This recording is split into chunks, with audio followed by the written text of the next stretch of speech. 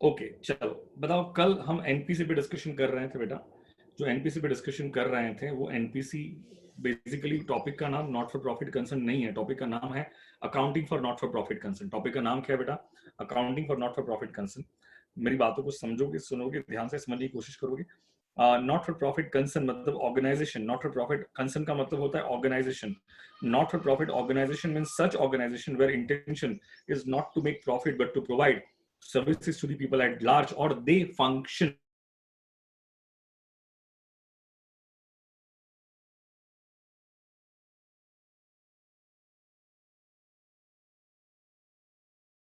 Government schools, government colleges. ये सारे जो एग्जांपल्स हैं, ये सब किसके एग्जांपल्स हैं? नॉट फॉर प्रॉफिट कंसर्न के एग्जांपल्स हैं। जेन्युइनली हमें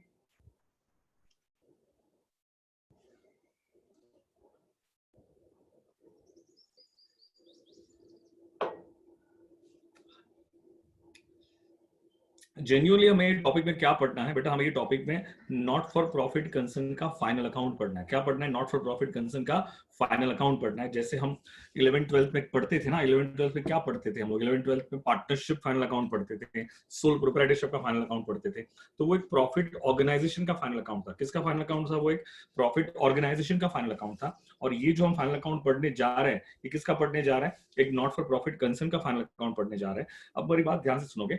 नॉट फॉर प्रॉफिट कंसर्न का फाइनल अकाउंट पढ़ने जा रहे हैं। फाइनल अकाउंट में क्या क्या दिया होगा? फाइनल अकाउंट में आपके पास एक रिसीट्स पेमेंट अकाउंट होता है, सर्टेन एडजस्टमेंट्स होते हैं। उसकी हेल्प से हम क्या प्रिपेयर करते हैं? Income and expenditure account and balance sheet. Vice versa ऐसा भी हो सकता है कि आपके पास इनकम एंड एक्सपेंडिचर अकाउंट दिया है और सर्टेन एडजस्टमेंट्स दिए हैं, उसकी हेल्प से हम क्या प्रिपेयर कर सकते हैं? Receipts and payment account and balance sheet. Now listen me very carefully, मैं क्या समझाने की कोशिश कर रहा हूं। कल हमने एक स्टार्ट किया था, that was the difference between receipts and payment account and income and expenditure account. हमने एक डिस्कशन स्टार्ट किया था, मैंने कहा था कि ये डिफरेंस में ऑलमोस्ट 70% आपके बेसिक्स क्लियर हो जाएंगे, 70% आपके लॉ होता है, उसके बाद हम आगे क्वेश्चन सॉल्व करने में दिक्कत नहीं आती है। Receipts and payment account and वापस वो डिफरेंस को आगे बढ़ाते हैं। आज कुछ थ्योरेटिकल डिस्कशन कंप्लीट करके कल से प्रैक्टिकल पे जाएंगे। किस पे जाएंगे? कल से प्रैक्टिकल पे जाएंगे। Receipts and payment account is exactly like the, आपको आपको रिस्पॉन्स करते हुए चलना है बेटा, ठीक है ना? हाँ बोलना है। Receipts and payment account is exactly like the, receipts and payment account is exactly like the cash book. वो किसके जैसा है? कैश बुक जैसा है। That's correct. Receipts and payment account is exactly like the cash book. Nature of cash book is real, therefore nature of receipts and payment account is also real. Debit what comes in, credit what goes out. Receipts and payment account का nature real है, debit what comes in, credit what goes out. Income and expenditure account is exactly like the trading and profit and loss account. Income and expenditure account is exactly like the trading and profit and loss account. Nature of trading and profit and loss account is nominal, therefore nature of income and expenditure account is also nominal. Rule क्या आ जाएगा? Debit all losses and expenses, credit all incomes and gains. मुझे बताओ, ये बात हमारी हो रही है difference between receipts and payment account and difference between income and expenditure account. तो यहां से डिस्कशन कल भी बताया था, receipts and payment account includes all receipts, all receipts, all payments, whether it belongs to current year, previous year और subsequent year। subsequent मतलब next years। receipts and payment account को कोई फर्क नहीं पड़ता है, वो सिर्फ इतना देखता है करंट ईयर में पैसा कितना आया। वो पैसा, वो कैश आया तो डेबिट, गया तो क्रेडिट, आया तो डेबिट, गया तो क्रेडिट। फिर वो कैश के फॉर्म में आए, चेक के फॉर्म में आए, या कोई ऑनलाइन ट्रांसफर हो, जो भी आया डेबिट व्हाट कम्स इन, जो भी गया क्रेडिट व्हाट गोस आउट। याद रखना, रिसीट्स एंड पेमेंट अकाउंट सिर्फ कैश ट्रांजैक्शंस को ही रिकॉर्ड करता है।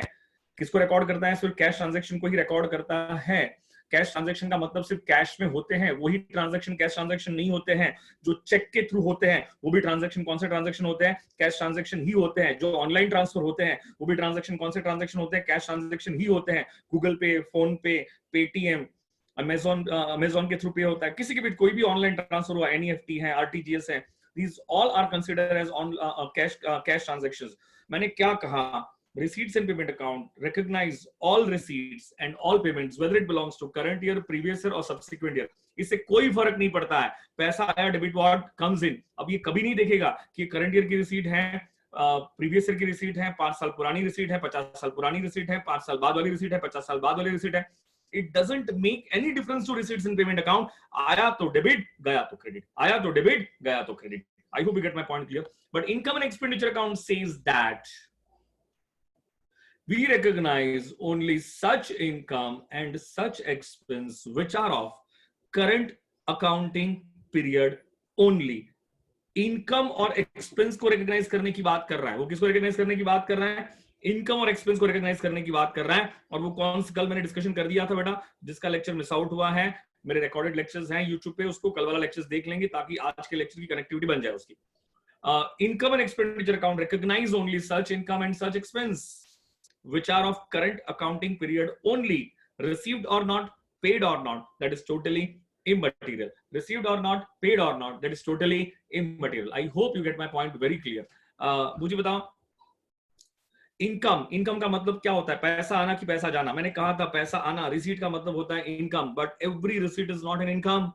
हर रिसीट इनकम नहीं होती है, बट रिकरिंग नेचर की रिसीट्स, रेवेन्यू रिसीट्स ऑलवेज क्या होती है? इनकम होती है। Every payment is not an expense, but revenue expenditure always क्या होता है?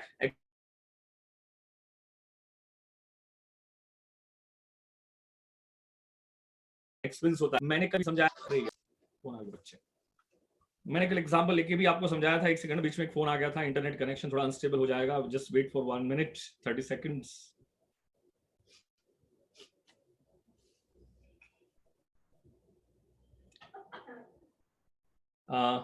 चलो, every receipt is not an income, but revenue receipts are always income. Every payment is not an expense, but revenue expenditures are always expense. Revenue expenditure always क्या होता है? expense ही होता है। Now listen me very carefully, मैं क्या समझाने की कोशिश कर रहा हूं आपको। सेकंड पार्ट मेरा ध्यान से सुनना। मैंने कहा सेल्स कोई भी बिजनेस के लिए इनकम होती है। कैश सेल्स कितना हुआ? 50 लाख। क्रेडिट सेल्स कितना हुआ? 20 लाख। तो बताओ टोटल मिला के कितना लिखोगे? 70 लाख। समझो यार ध्यान से, ये 50 लाख का तो पैसा आ गया, लेकिन ये 20 लाख की रिसीट नहीं हुई है। 50 लाख तो कैश में रिसीव हुआ, लेकिन ये 20 लाख कैश में रिसीव हुआ नहीं है। लेकिन फिर भी हमारी करंट ईयर की इनकम कितनी है? 70 लाख है। मैं सिर्फ इतना ही कहता हूं, अगर करंट ईयर में अगर कोई भी इनकम जनरेट हुई, इनकम जनरेट होने का मतलब क्या? अगर करंट ईयर में गुड्स अगर सेल हुआ, करंट ईयर में हुआ, करेक्ट है, करंट ईयर में अगर गुड्स सेल हुआ तो करंट ईयर की इनकम है। पैसा आया नहीं आया उससे कोई फर्क पड़ता नहीं है। पैसा आया नहीं आया उससे कोई भी फर्क पड़ता नहीं है। इसलिए मैं क्या कहता हूं, income and expenditure account recognise all such income, वो सारी इनकम को रिकॉग्नाइज करता है। इनकम का मतलब आपको समझ में आ गया है। Every receipt is not an income, but revenue receipts are always income. तो इनकम, हाँ रिपीट कर रहा हूं, income and expenditure account recognise only such income which are of current accounting period only, received और not, that is totally immaterial. उसका पैसा आया नहीं आया उससे कोई फर्क पड़ता नहीं है, लेकिन वो करंट ईयर की इनकम होनी चाहिए। अगर वो करंट ईयर की इनकम है तो क्रेडिट करेंगे। पैसा आने से कोई मतलब बनता नहीं है। मैंने यही कहा था, कल एग्जांपल लिया था, जब हम यहाँ पे रेंट का पेमेंट कर रहे हैं, करेक्ट है, मेरे क्लासरूम का रेंट, करंट ईयर का रेंट 5 लाख रुपीस था, लेकिन मैंने 3 लाख पे किया। कितना पे किया? 3 लाख पे किया। तो क्या अभी भी 2 लाख पे करना बाकी है क्या? तो ये 2 लाख को हम कौन सा रेंट कहते हैं? आउटस्टैंडिंग रेंट कहते हैं। और आउटर कॉलम में हम कितना लेके जाते हैं? क्या आउटर कॉलम में क्या हम 5 लाख रुपीस लेके जाते हैं? क्या आउटर कॉलम में कितना लेके जाते हैं? 5 लाख रुपीस। तो इसका मतलब क्या हुआ? इसका मतलब क्या हुआ, समझने की कोशिश करो। मैं ये कह रहा हूं कि हाँ 5 लाख, हाँ मेरे करंट ईयर का रेंट कितना है? 5 लाख ही है, लेकिन मैंने पे कितना किया? 3 लाख। मैंने कितना पे नहीं किया? 2 lakh. Income and expenditure account recognize all such income and all such expense which are of current accounting period only, paid or not, that is totally immaterial. उसका पेमेंट हुआ नहीं हुआ उससे कोई फर्क पड़ता नहीं है। अगर मैंने करंट ईयर में क्लासरूम का बेनिफिट लिया और मैंने 0 रेंट पे किया होता, फिर भी मैं 5 लाख रुपीस लिखता। कितना लिखता? 5 लाख रुपीस लिखता। ये 2 सेंटेंस पे आपके सारे क्वेश्चन सॉल्व होने वाले हैं, इसलिए ध्यान से सुनना। Income and expenditure account recognise only such income and such expense which are of current accounting period only, received or not, paid or not, that is totally immaterial. मुझे बताओ, कल एक और बात पे डिस्कशन हुआ था। डिस्कशन ये था, revenue expenditure, capital expenditure. Revenue expenditure means such expenditure which are of recurring in nature. Revenue expenditure means such expenditure which has to be incurred, which got to be incurred, which must be incurred during the normal course of trading. कोई भी business के normal course of trading को run करने के लिए revenue expenditure का incurred होना जरूरी है। रेवेन्यू एक्सपेंडिचर का इनकर्ड होना जरूरी है, उसके बगैर कोई भी normal cost of trading run नहीं हो पाएगा। कल मैंने समझाया था बेटा आपको ये। अब मुझे बताओ, capital expenditure which are of non recurring in nature. अगर आपसे रेवेन्यू एक्सपेंडिचर के एग्जांपल्स क्या होंगे, तो 11th 12th में टॉप टू बॉटम आपके trading and profit and loss account में जितने भी एक्सपेंसेस आते थे वो सारे कौन से नेचर के थे? रेवेन्यू नेचर के थे, रिकरिंग नेचर के थे। बात डेफिनेशन ये नहीं है कि एवरी मंथ होना चाहिए, बार बार होने की डेफिनेशन ये नहीं है कि एवरी 2 मंथ्स होना चाहिए, एवरी 3 मंथ्स होना चाहिए, एवरी 6 मंथ्स होना चाहिए। साल में एक बार होता है और हर साल होता है, तो भी ये रिकरिंग है। तो भी क्या है बेटा, ये रिकरिंग है। तो रेवेन्यू एक्सपेंडिचर समझ में आ गया, which are of recurring in nature, which has to be incurred during its normal course of trading. Capital expenditure which are of non recurring in nature, वो कौन से नेचर का होता है, नॉन रिकरिंग नेचर का होता है, वो वंस इन अ वाइल होता है, वो बार बार होता नहीं है, वो वंस इन अ वाइल होता है, बार बार होता नहीं है। जैसे कि purchase of machinery, purchase of building, purchase of furniture, purchase of computer system, purchase of camera, ये सब कौन से नेचर के एग्जांपल्स है, नॉन रिकरिंग नेचर के एग्जांपल्स है। और उन सारे एक्सपेंस को एक्सपेंडिचर को हम कहते हैं कैपिटल एक्सपेंडिचर। कौन सा एक्सपेंडिचर कहते हैं, हम उसे कैपिटल एक्सपेंडिचर कहते हैं। I hope you get my point very clear. Next point, मैं क्या बात कर रहा हूं आपके साथ, सुनोगे मेरी बात को ध्यान से।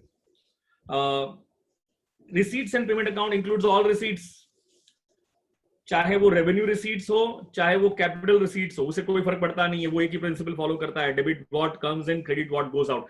रिसीट्स एंड पेमेंट अकाउंट बनाना बहुत ईजी है, क्योंकि उसमें कोई प्रिंसिपल, कोई लॉजिक फॉलो ही नहीं करना है। बस पैसा आया तो डेबिट करना, पैसा गया तो क्रेडिट करना, बात खत्म। पैसा आया तो डेबिट करना, पैसा गया तो क्या कर देना, क्रेडिट कर देना, बात खत्म हो गई। तो मैं कह रहा हूं receipts and payment account includes all receipts, whether it is of revenue receipts और capital receipts, it doesn't make any difference whether it is of revenue expenditure और कैपिटल एक्सपेंडिचर। पैसा जाएगा वो पेमेंट है, और पेमेंट किसका होता है, एक्सपेंडिचर का ही होता है, एक्सपेंसेस का ही होता है। वो रेवेन्यू एक्सपेंडिचर है, कैपिटल एक्सपेंडिचर है, उससे कोई फर्क पड़ता नहीं है, वो एक ही प्रिंसिपल फॉलो करता है, debit what comes in, credit what goes out. But income and expenditure account recognize only revenue expenditure and capital expenditure. Revenue expenditure, अरे sorry गलत लिखा, revenue expenditure and revenue receipts, revenue expenditure and revenue receipts। revenue receipts का ही मतलब क्या होता है, revenue income। वो सिर्फ रेवेन्यू रिसीट्स और रेवेन्यू एक्सपेंडिचर को ही रिकॉग्नाइज करता है। तो क्वेश्चन ये रेज होता है, सर ये कैपिटल रिसीट्स का क्या होगा, सर ये कैपिटल एक्सपेंडिचर का क्या होगा। कल ही मैंने बताया था, किसी को याद है तो बताएंगे, all capital receipts and all capital expenditure should be capitalised, should be capitalized. Capital receipts will be a part of your balance sheet liability sides, and capital expenditure will be a part of your balance sheet asset sides. Generally all capital receipts should be capitalized। जैसे कि मैंने capital receipts के examples में आपको बताया, क्या बताया था, long term loan taken from bank, क्या बैंक लोन हो सकता है, क्या amount capital invested bye owner, क्या ये भी हो सकता है, क्या मशीनरी है ये कैपिटल एक्सपेंडिचर है, फर्नीचर है ये कैपिटल एक्सपेंडिचर है, परचेज ऑफ कैमरा है ये कैपिटल एक्सपेंडिचर है। तो क्या ये जो भी बैलेंस शीट का पार्ट बनता है वो सब को हम टेक्निकल कमर्शियल वर्ल्ड में कहते हैं, अकाउंटिंग टर्म में कहते हैं, वो कैपिटलाइज हो गया। क्या हो गया वो बेटा, कैपिटलाइज हो गया। वो कैपिटलाइज तो हो, यो कैपिटलाइज हो गया, वो क्या हो गया आपका, कैपिटलाइज हो गया। लेकिन कैपिटल रिसीट किसका पार्ट बनता है, बैलेंस शीट लायबिलिटी साइड का। तो कैपिटल एक्सपेंडिचर किसका पार्ट बनता है, बैलेंस शीट एसेट साइड का। कल यहां तक डिस्कशन किया था, समझ में आया तो हाँ बोलोगे, नहीं समझ में आया तो ना बोलोगे, डाउट है तो पूछोगे, मैं वापस रिपीट कर सकता हूँ फास्ट।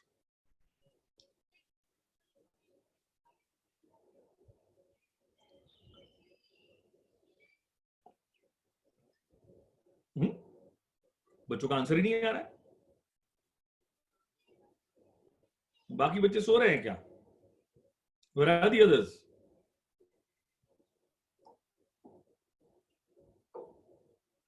साक्षी से यस, अनुष्का से यस, मुस्कान से यस, बाकी बच्चे गए कहां पर,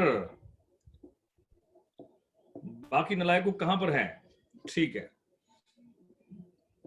चलो बच्चे कह रहे कि सर आप है ना हमें क्वेश्चन मत पूछो, हमें समझ में आता ही है, हम बहुत स्मार्ट बच्चे हैं। I know you are very studious, आप बहुत पढ़ाकू बच्चे हो।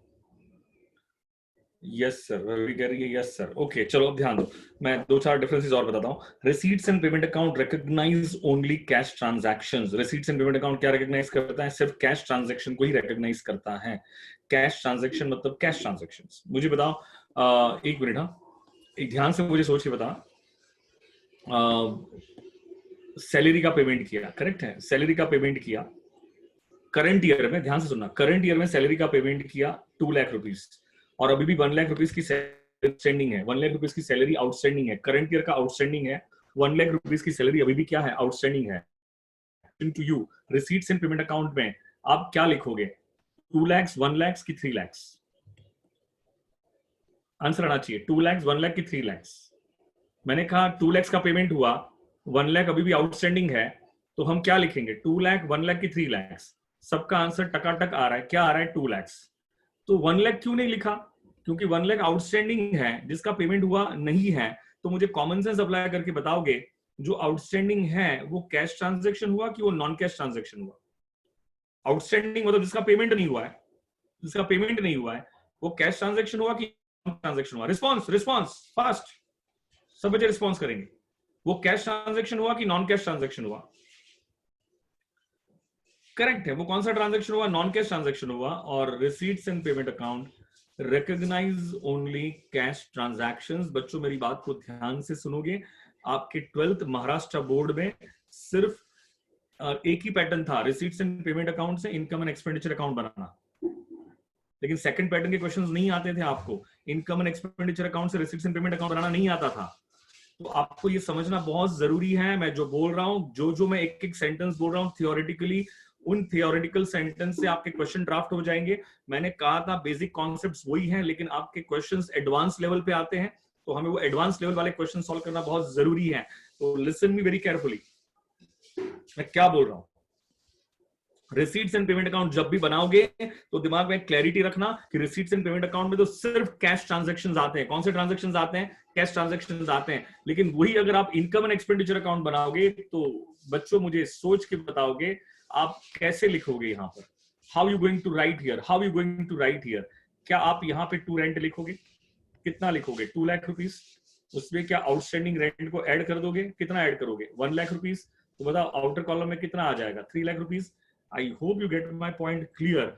कॉमन सेंस अप्लाई करके मुझे बताना, क्या इनकम एंड एक्सपेंडिचर अकाउंट में हम cash transactions as well as non cash transaction को भी रिकॉग्नाइज करते हैं क्या? यस। मुझे बताओ क्या हमने यहाँ पे ये 50 लाख का कैश सेल्स था, 20 लाख का कौन सा सेल्स था? क्रेडिट सेल्स था। क्या हमने क्रेडिट सेल्स को भी रिकॉग्नाइज किया था? क्योंकि इनकम एंड एक्सपेंडिचर अकाउंट की आइडियोलॉजी टोटली डिफरेंट है।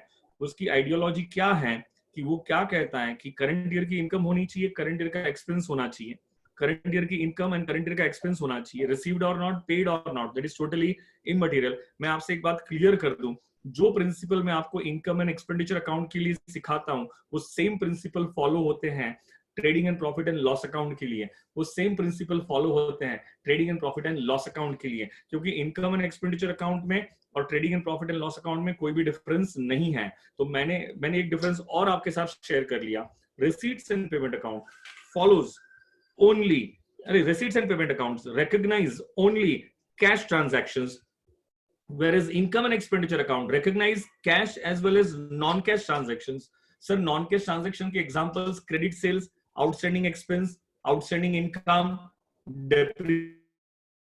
RDD, ये सब किसके examples हैं? आपके नॉन कैश ट्रांजेक्शंस के एग्जांपल्स हैं। Income and expenditure account recognise cash as well as non-cash transactions, whereas receipts and payment account recognize only cash transactions. Okay. Receipts and second next difference. Receipts and payment account follows cash system. वो कौन सा system follow करता है? Cash system follow करता है। Sir cash system क्यों कहते हैं उसे? अरे कॉमन सेंस है दोस्तों यार, हम कैश सिस्टम क्यों कहेंगे? हम कैश सिस्टम इसीलिए कहेंगे क्योंकि वो पैसे को ही रिकॉग्नाइज करता है। पैसा आया तो ही डेबिट करेगा, पैसा गया तो ही क्रेडिट करेगा। तो जब हम सिर्फ कैश को ही रिकॉग्नाइज करते हैं तो वो सिस्टम को कौन से सिस्टम कहते हैं? कैश सिस्टम कहते हैं। whereas income and expenditure account follows accrual system. बोलो कौन सा सिस्टम फॉलो करता है? ये अक्रूअल सिस्टम फॉलो करता है। अक्रूअल सिस्टम फॉलो करता है। और अक्रूअल का मतलब होता है, अक्रूअल का मीनिंग होता है राइट टू रिसीव। क्या मीनिंग होता है? Right to receive and obligation to pay. Accrual का मीनिंग क्या होता है? Right to receive and obligation to pay. Common sense apply करके बताना, कॉमन सेंस अप्लाई करके बताना, हमने इनकम एंड एक्सपेंडिचर अकाउंट में या trading and profit and loss account में, I been keep repeating always all the time कि there is no difference between income and expenditure account and trading and profit and loss account. Principally there is no difference between income and expenditure account and trading and profit and loss account. मुझे बताओ क्या हम cash sales और credit sales? Yes. और outer column में कितना लिखते हैं? 70 लाख। अभी भी क्रेडिट सेल्स का पैसा आया नहीं है, आया नहीं है।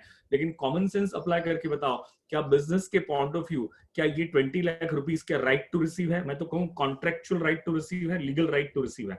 कॉन्ट्रेक्चुअल राइट टू रिसीव है, लीगल राइट टू रिसीव है। आई होप ये जो मैं सेंटेंस बोल रहा हूं ये आपको कनेक्ट हो रहा है। कॉन्ट्रेक्चुअल राइट टू रिसीव है, लीगल राइट टू रिसीव है. सिमिलरली क्या ये आउटस्टैंडिंग रेंट भी, क्या ये ऑब्लिगेशन टू पे है, लीगल ऑब्लिगेशन टू पे है, कॉन्ट्रेक्चुअल ऑब्लिगेशन टू पे है?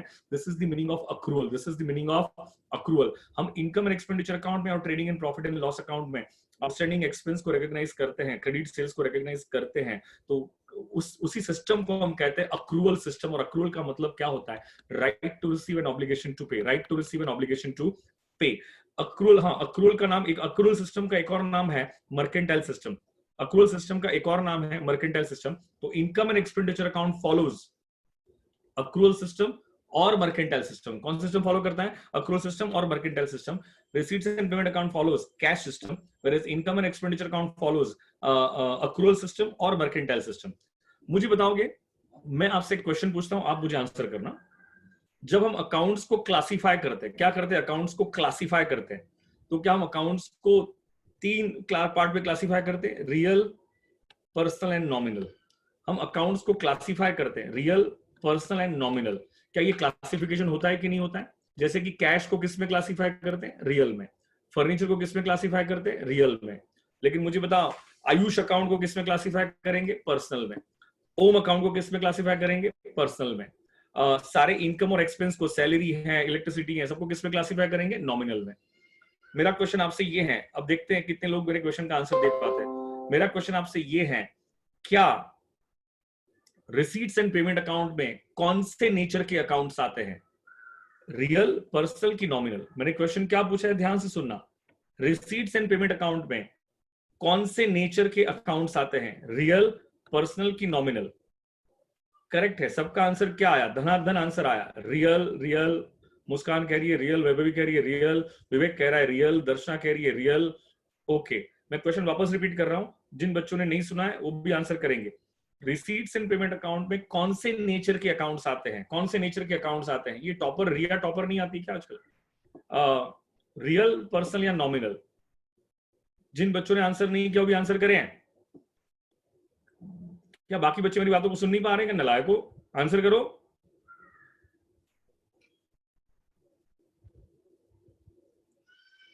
मुझे लग रहा है बच्चे पढ़ने के मूड में नहीं है. ओके, ठीक है. Correct Pranav, I was expecting the same. जिन जिन, रिया टॉपर, गलत. Pranav, you are absolutely correct. I was just waiting for that answer. मैं आंसर के लिए वेट कर रहा था. प्रणव ने कहा, अरे सैलरीज भी तो रिकॉर्ड करते हैं. नालायक, को सोचते क्यों नहीं हो आप? रियल बोल दिया. अभी आ गया पर्सनल भी. हाँ, कैश भी तो है. सी, लेकिन कैश पर्सनल थोड़ी होता है तस्वीर. कैश तो रियल है. सुनो मेरी बात को ध्यान से. Receipts and payment account. हाँ, अब सुन लो मेरी बात को ध्यान से, मैं क्या बोल रहा हूं. हाँ ना, मैं आंसर करोगे? ठीक है ना? Pranav, very impressive, very good. तू तेरे भाई से भी होशियार निकला भाई. ओके, सुनोगे मेरी बात को ध्यान से. मैं ये बोल रहा हूं, ओनर ने बिजनेस को कैपिटल दिया. ओनर क्या बिजनेस को कैपिटल देता है? Again from accounting point of view, owner and business they both are separate. Owner ने बिजनेस को कैपिटल दिया. ओनर ने बिजनेस को कैपिटल दिया. तो बताओ एंट्री क्या पास करेंगे? बिजनेस एंट्री क्या पास करेगा? बिजनेस एंट्री क्या पास करेगा? Cash account debit to owners capital account. Debit what comes in? Debit the receiver तो क्रेडिट द गिवर. बिजनेस के पॉइंट ऑफ व्यू सोचोगे, बिजनेस के पॉइंट ऑफ व्यू सोचोगे, बिजनेस क्या एंट्री पास करेगा? बिजनेस एंट्री पास करेगा debit what comes in, and debit the receiver तो credit the giver. Debit the receiver तो क्रेडिट द गिवर. तो मुझे बताओ एंट्री क्या पास होगी? ये कैश अकाउंट ही तो है, ये कैश बुक ही तो है. रिसीट्स और पेमेंट अकाउंट में और कैश अकाउंट में कोई डिफरेंस ही नहीं है दोस्तों. कैश बुक में कोई डिफरेंस ही नहीं है. It's one and the same. Receipts and payment account और कैश बुक में कोई डिफरेंस नहीं है. कैश बुक में भी हम कैश ट्रांजैक्शंस रिकॉर्ड करते हैं, तो हम रिसीट्स एंड पेमेंट अकाउंट भी क्या रिकॉर्ड करते हैं? कैश ट्रांजैक्शंस ही रिकॉर्ड करते हैं. अरे एक minute.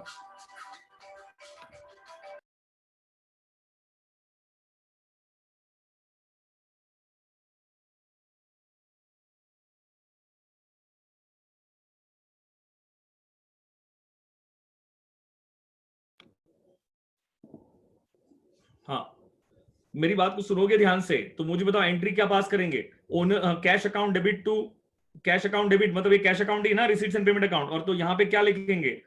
Cash account debit to owners capital. मान के चलो ओनर्स का नाम है Sam, Sam's capital 10 lakh rupees आया, तो बताओ सैम का नेचर क्या है? पर्सनल। सैम का नेचर क्या है? पर्सनल। फर्नीचर परचेज किया तो बताओ एंट्री क्या पास करेंगे? फर्नीचर परचेज किया तो एंट्री क्या पास करेंगे? पैसा आएगा कि जाएगा? जाएगा। Debit what comes in, credit what goes out. Furniture account debit to cash, तो क्या यहाँ पे बाय फर्नीचर लिखेंगे कि नहीं लिखेंगे? मान के चलो 2 लाख, बताओ इस फर्नीचर का नेचर क्या है? रियल। सैलरी का पेमेंट किया, किसका पेमेंट किया? सैलरी का पेमेंट किया, तो बोलो एंट्री क्या पास करेंगे? Salary account debit to cash, तो यहाँ पे क्या आएगा? By salary. मान के चलो 1 लाख रुपीज। तो नाउ यू टेल मी इसका नेचर क्या है? नॉमिनल। तो आपके तो रिसीट्स एंड पेमेंट अकाउंट में तीनों नेचर के अकाउंट्स आते हैं, रियल भी आएगा, पर्सनल भी आएगा, तो क्या आएगा? नॉमिनल भी आएगा। Now you agreed? समझ में आया तो हाँ बोलोगे, नहीं समझ में तो ना बोलोगे। आकाश कहां पर है? विवेक कहां पर है? Pranav you are correct, but सिर्फ नॉमिनल नहीं आएगा। अब मुझे बताओ क्या आपके रिसीट्स एंड पेमेंट अकाउंट में सार्थक कहां पर है? वेरी सार्थक के रिसीट्स एंड पेमेंट अकाउंट में, receipts and payment account recognise accounts of all nature, whether it is real, nominal या पर्सनल। चाहे वो रियल हो, पर्सनल हो या नॉमिनल हो। बात क्लियर होगी, हुई कि नहीं हुई बेटा? यहां पे ये my one more question, income and expenditure account में कौन से नेचर के अकाउंट्स आते हैं? अब ध्यान से, हाँ, रियल, नॉमिनल या personal? Income and expenditure account में कौन से नेचर के अकाउंट्स आते हैं? देखो वापस गलत बोल रहे बच्चे। नॉमिनल।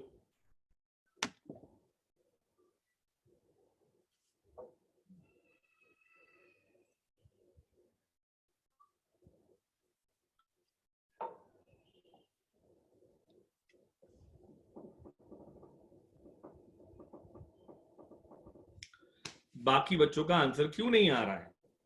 बाकी बच्चे क्या हवा खा रहे हैं क्या? हितस्वी कह रही है person and real go in balance sheet. बाकी बच्चों का कहना क्या है?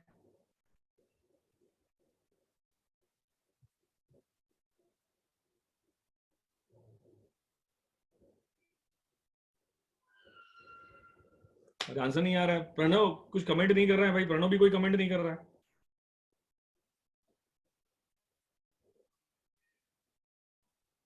वैभवी कहां पर है? अनुष्का, तनुष्का कहां पर है? प्रेरणा आज कुछ नहीं लिख रही है। आयुष कहां पर है? दर्शना कहां पर है? साक्षी कहां पर है? विवेक प्रजापति कहां पर है? मैंने क्वेश्चन को एकदम कोई out of the world question पूछा है क्या? मैंने सिंपल सा क्वेश्चन पूछा है।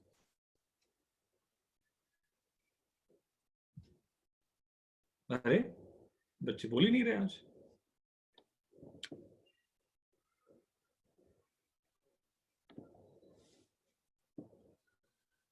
हाँ करेक्ट ओम, प्रेरणा करेक्ट। सिर्फ नॉमिनल नेचर के ही अकाउंट्स आएंगे यहाँ पे। कौन से नेचर के अकाउंट्स आएंगे? सिर्फ नॉमिनल, ओनली नॉमिनल। यहाँ पे सिर्फ नॉमिनल नेचर के ही अकाउंट्स आएंगे। यहाँ पे रियल पर्सनल नहीं आता है। कॉमन सेंस है। मुझे बताओ income and expenditure account and trading and profit and loss account.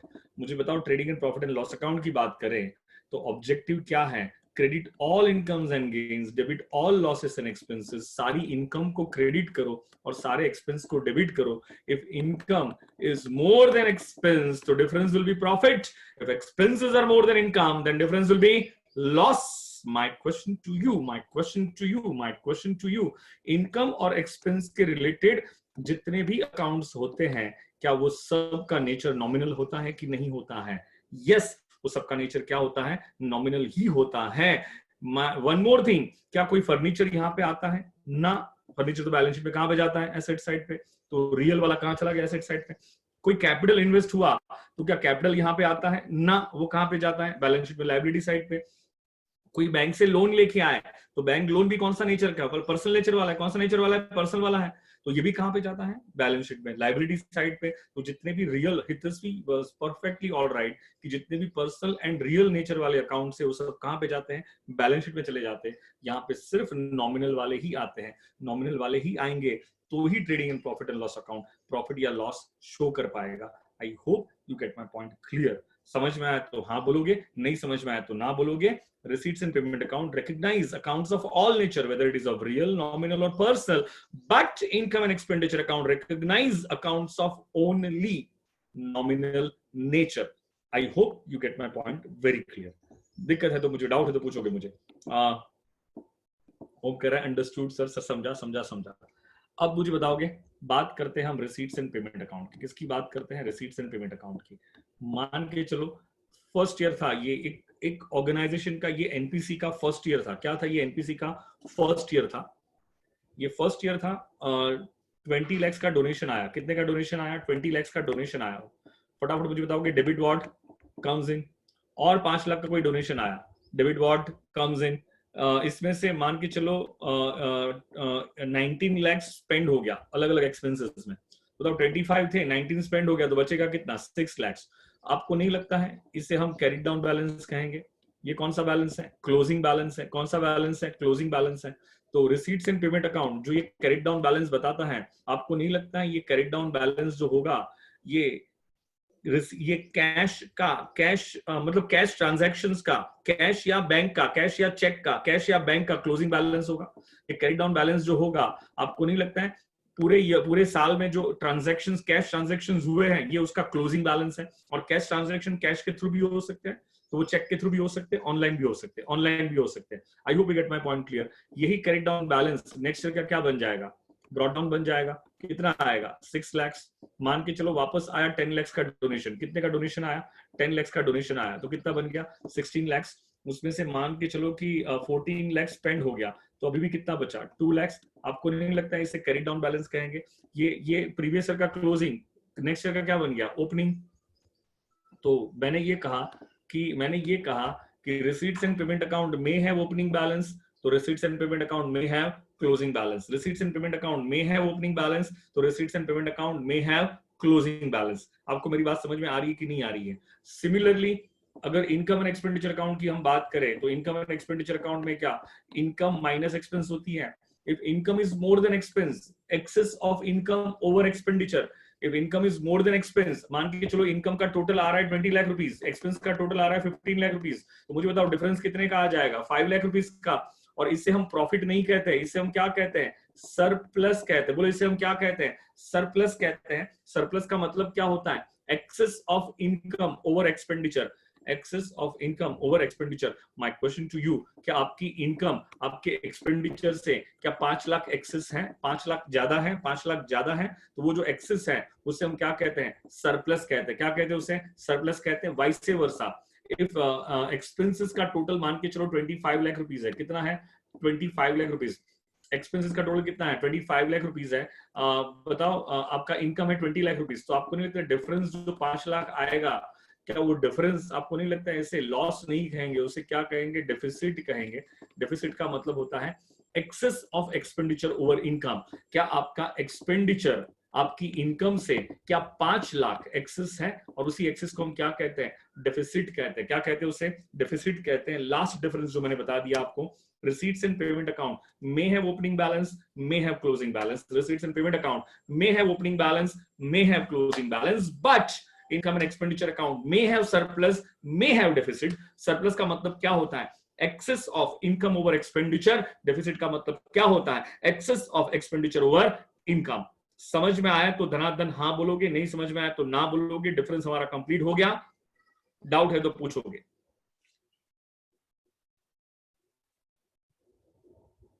Yes sir दर्शना कह रही है, यस सर सार्थक कह रहा है, यस सर विवेक कह रहा है, यस सर।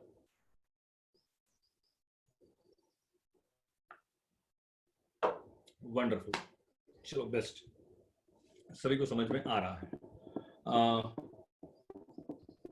बच्चों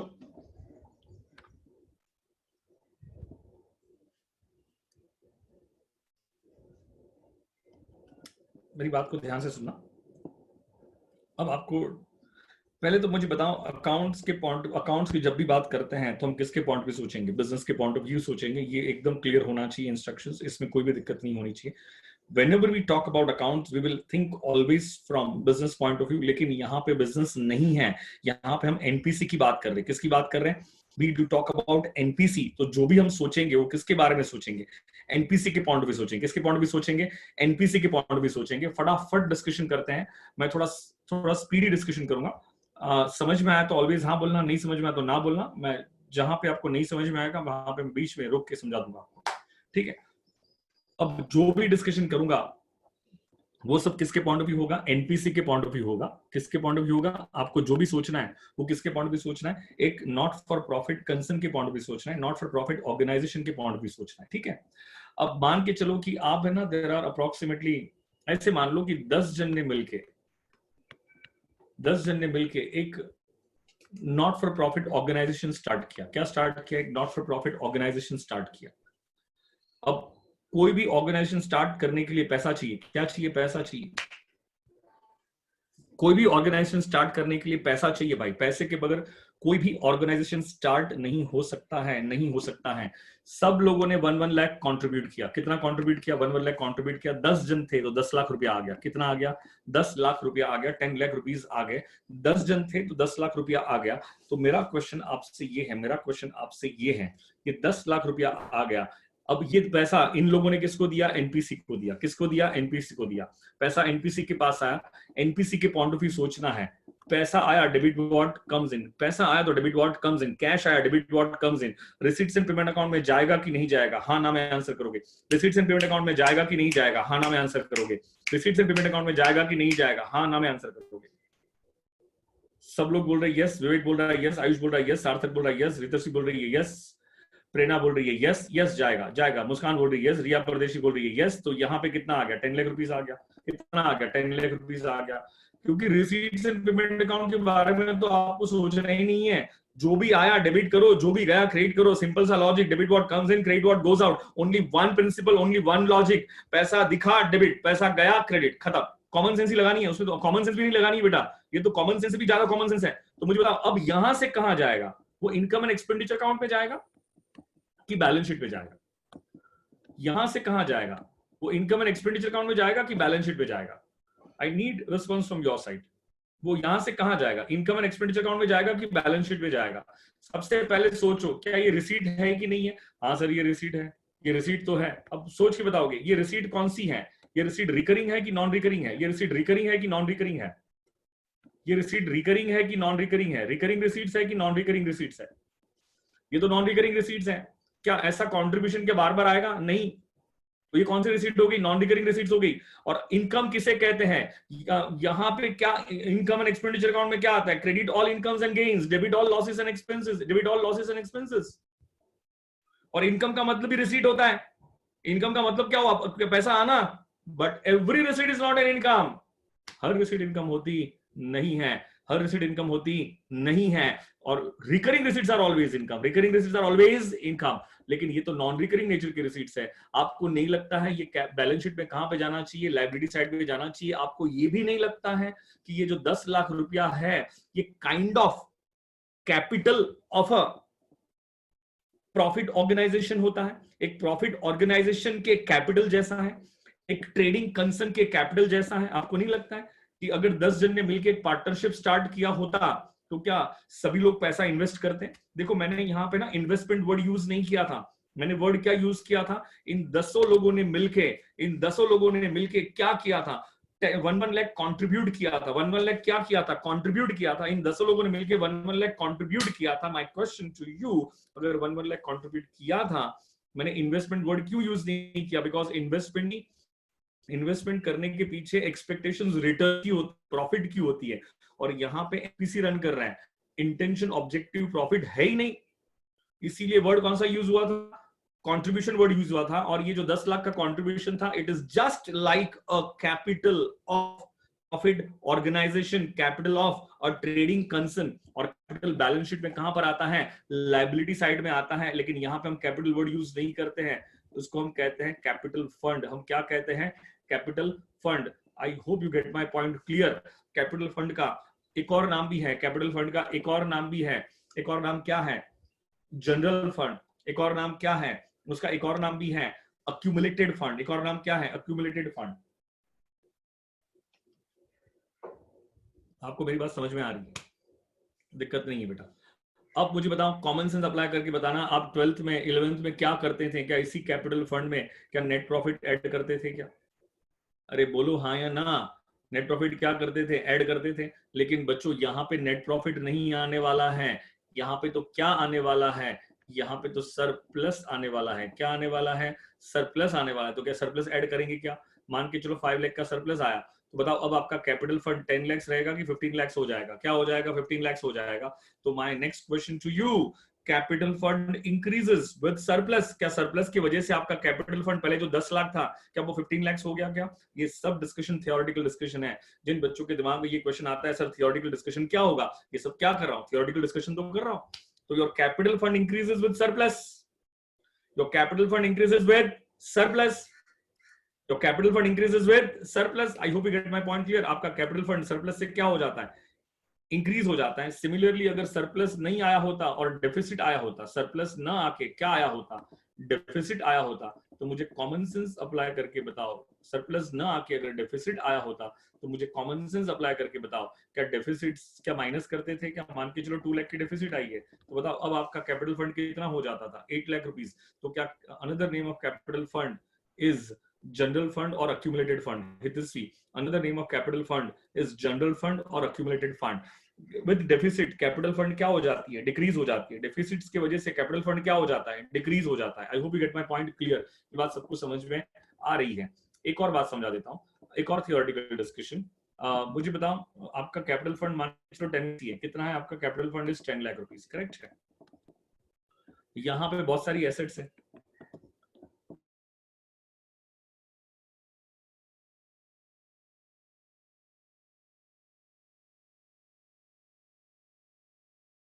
should be equal to total क्या होना चाहिए? Total of liabilities. Total of assets should be equal to total of क्या होना चाहिए? लाइबिलिटीज।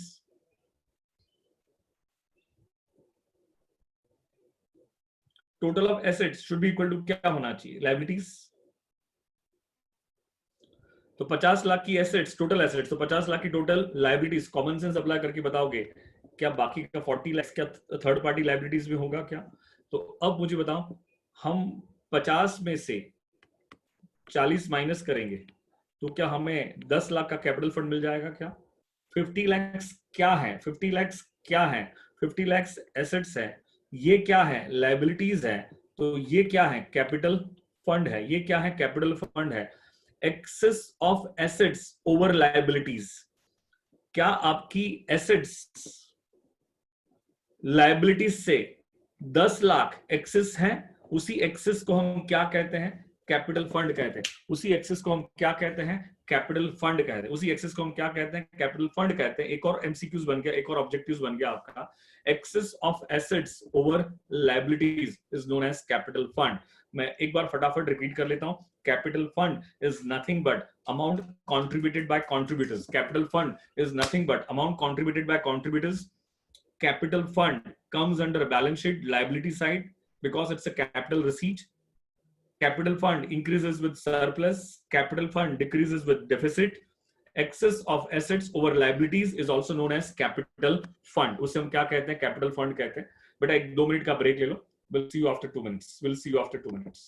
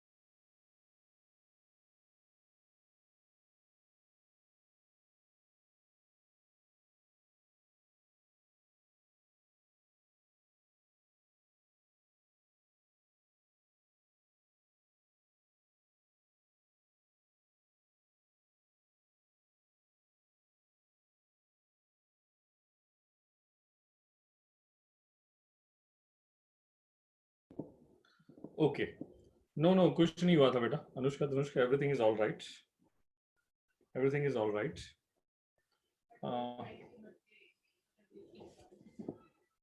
एक्चुअली क्या है ना कि आज मैम की बर्थडे है, मुझे बहुत सारे घर के काम करने बेटा।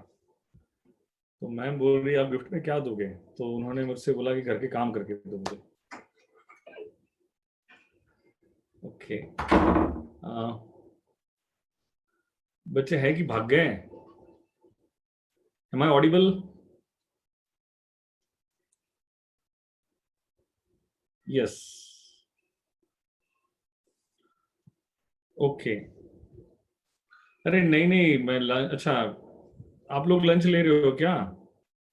लंच लेते जाओ, खाते जाओ, पढ़ते जाओ, क्या दिक्कत है? अपना ही घर है बेटा, जो जी में आए वो खाओ, क्या दिक्कत है? खाओ और पढ़ो। बस ऐसे ही मैंने 2 मिनट का ब्रेक लिया था, एक फोन को एक कॉल आया था बेटा, इंपॉर्टेंट कॉल था। आजकल के ये सब आपका जूम बूम की प्रॉब्लम्स बहुत चल रही है ना। कल तो आपके लेक्चर में कोई लेक्चर ही नहीं हुआ, कल जूम पे बहुत दिक्कत आ रही थी, ऐसा था। तो कल कोई लेक्चर ही नहीं हो पाया, तो उसी टेक्निकल टीम का फोन आता आया था। तो जनरली मैं टेक्निकल टीम का फोन आता है तो ही उठाता हूँ, तो उनका बार बार फोन आते रहता है कि कुछ प्रॉब्लम तो नहीं है, कुछ प्रॉब्लम तो नहीं आ रही है, सब देखने के लिए। तो वो बार बार क्या होता है कि मुझे 1 घंटा होने का रिपोर्ट करना पड़ता है उनको कि प्रॉब्लम नहीं आ रही है, अब चेक करो क्या हो रहा है। तो ये सब चीज़ों की वजह से टेक्निकल टीम से बात चल रही थी, but everything is all right, कोई प्रॉब्लम नहीं है बेटा। चलो, एम आई ऑडिबल? आवाज आ रही तो फटाफट हाँ बोलोगे। ओके, चलो धनाधन। ये एक बात हो गई हमारी, इसकी किसकी बात कर ली हमने? कैपिटल फंड की। नेक्स्ट बात करते हैं डोनेशन की। सेकंड किसकी बात करते हैं? डोनेशन की। जो भी सोचोगे एनपीसी के पॉइंट भी सोचना है। मैं बार बार बोल के थक रहा हूं कि जो भी सोचना है, सोचने का ऑब्जेक्टिव रखना कि एनपीसी क्या करेगा इसका। एनपीसी क्या करेगा? डोनेशन आया, क्या आया? डोनेशन। बेटा पहले तो मुझे बताओ, डोनेशन जनरली जितने भी नॉट फॉर प्रॉफिट कंसर्न है वो किस पे चलते हैं? डोनेशन पे ही तो चलते हैं। वो किस पे चलते हैं बेटा? डोनेशन पे ही तो चलते हैं। बिगर डोनेशन के कोई भी एनपीसी नहीं चल सकता है। डोनेशन आएगा तो एनपीसी चलेगा। तो अब मुझे सोच के बताओ कि मैं क्या कह रहा हूं आपको, मेरी बातों को ध्यान से सुनना।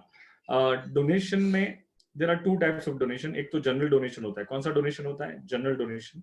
और दूसरा होता है स्पेसिफिक डोनेशन। कौन सा डोनेशन है आपका? एक specific donation. Again general donation में भी 2 कैटेगरी होती है। General donation of small amount, कौन सा amount? Small amount. And general donation of big amount, कौन सा amount? Big amount. Specific donation में 2 कैटेगरी होती है, specific donation of small amount and specific donation of big amount. पहले कोई मुझे डिफरेंशिएट करके बता सकता है कि जनरल डोनेशन में और स्पेसिफिक डोनेशन में डिफरेंस क्या है? Is anyone can differentiate and tell me what exactly is the difference between general donation and specific donation? General donation मतलब क्या होता है कि जो जनरल पर्पस के लिए है, जो जनरल पर्पस के लिए है। और स्पेसिफिक डोनेशन का मतलब क्या होता है? जो स्पेसिफिक पर्पस के लिए है। मैंने गवर्नमेंट स्कूल को 5 लाख रुपीस का डोनेशन दिया, करेक्ट है, और मैंने कहा इसको जहां मर्जी पड़े वहां यूज करो। तो वो गवर्नमेंट स्कूल के लिए ये डोनेशन जो है ये जनरल पर्पस के लिए है। तो इसे हम कौन सा डोनेशन कहते हैं? जनरल डोनेशन कहते हैं। लेकिन मैंने एक गवर्नमेंट स्कूल को डोनेशन दिया और मैंने कहा ये 5 लाख रुपीस से आप आपके क्लासरूम में एयर कंडीशन इंस्टॉल करवा दो, तो मुझे बताओ एसी इंस्टॉल करवा दो। तो ये जो डोनेशन दिया था, क्या ये कोई जनरल पर्पस के लिए था कि कोई स्पेसिफिक पर्पस के लिए था? ये स्पेसिफिक पर्पस के लिए था। तो ऐसे डोनेशन को हम कौन सा डोनेशन कहते हैं? स्पेसिफिक डोनेशन कहते हैं। कौन सा डोनेशन कहते हैं? स्पेसिफिक डोनेशन कहते हैं। लेकिन general donation, there are 2 types of category in general donation. एक होता है स्मॉल कैटेगरी, दूसरी होती है बिग। क्या होता है दूसरा? होता है बिग। अब समझने की कोशिश करो स्मॉल और बिग में डिफरेंस क्या है। स्मॉल और बिग में डिफरेंस क्या है? मुझे बताओ, आपने बहुत बार शॉपिंग मॉल में ऐसे छोटे छोटे डोनेशन बॉक्स देखे होंगे जिसमें बहुत सारे लोग 50 रुपीज, 10 रुपीज, 100 रुपीज